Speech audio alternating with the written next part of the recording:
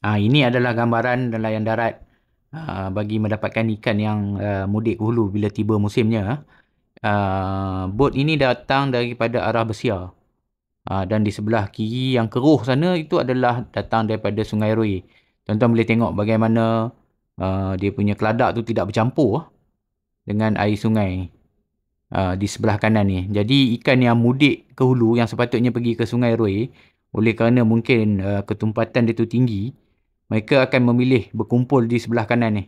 Sebab ikan loma akan naik ketika ada berlaku perubahan suhu pada air dan mereka akan mudik ke hulu untuk melepaskan telur.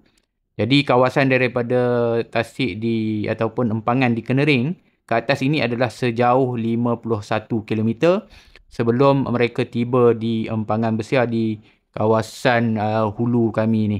Jadi kita boleh lihatlah bagaimana penduduk ataupun nelayan darat mengambil peluang untuk mendapatkan ikan loma di kawasan antara pembahagi Sungai Perak di sebelah kanan ni yang keluar daripada Besia, daripada atas sana ada Royal Bloom Pangan Temenggor di atas sana.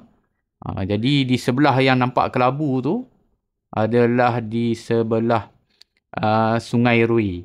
Ni ikan-ikan yang tak boleh trap yang duduk kat sini lah. Jadi kalau ikan banyak kita akan pusing sikit lah jala tu untuk bawa naik.